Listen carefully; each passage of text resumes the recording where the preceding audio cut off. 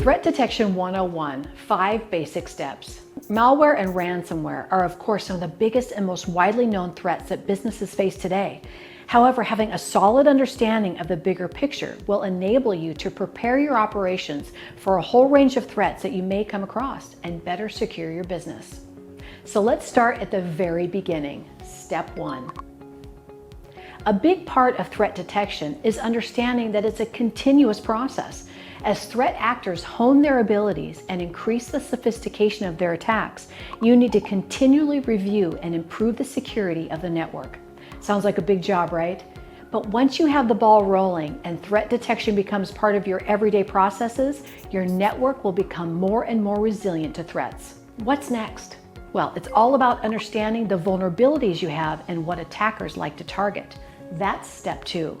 There are 2 big types of vulnerabilities within a network that are targeted because attackers know how difficult it is to find and fix them. Zero-day vulnerabilities should be something you're really focused on. This is about seeking out vulnerabilities you weren't even aware of before attackers can find them and take advantage. Patches can then be put into place and advisories sent out. You'll also find end-day vulnerabilities. These ones have already been announced publicly and patches have been released, but they haven't been implemented yet. Okay, now we're rolling. Let's get into the mindset of an attacker with step 3. You need to really understand the tactics and techniques that attackers are using right now. This is about knowing the IOCs, or indicators of compromise. This could be a range of things, including malicious IP addresses, URLs, or email addresses. If you know that these IOCs are associated with malicious activity and threat actors, you should be blocking them from your network. And that brings us nicely onto step 4. What security can you put into place to better protect your operational networks? There are 2 routes that you can take here: proactive or reactive. In a traditional IT setting for a zero-day vulnerability, patching is usually pretty quick and simple. A reactive method involves fixing an issue that has come into play with hopefully limited damage thanks to the quick and efficient fix. However, from an OT perspective, it's not always so easy to put a stop in place to make these changes. So it's all about mitigating that risk before it happens. A proactive method using zero-day vulnerability research will prove much more successful long-term.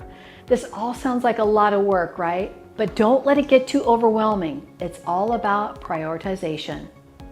And that's our final step in our introduction to threat detection. Determining how critical a system is super important. Take a look at the systems. Which ones can't you work without? Those are the ones to prioritize. While there may be vulnerabilities in a few areas of the network, which ones need immediate attention because an incident would have a critical impact on the business? Well, this is where step 2 and 3 come into play. When you've done your research into the vulnerabilities and types of attacks that could take place, knowing these will help you to determine which areas you really need to focus on and then fix ASAP. Okay, so we're just beginning to scratch the surface of threat detection here. So watch our other threat detection videos and listen to the podcast with Bruce and Roya, as they both offer some brilliant insight and tips on effective threat detection and vulnerability management.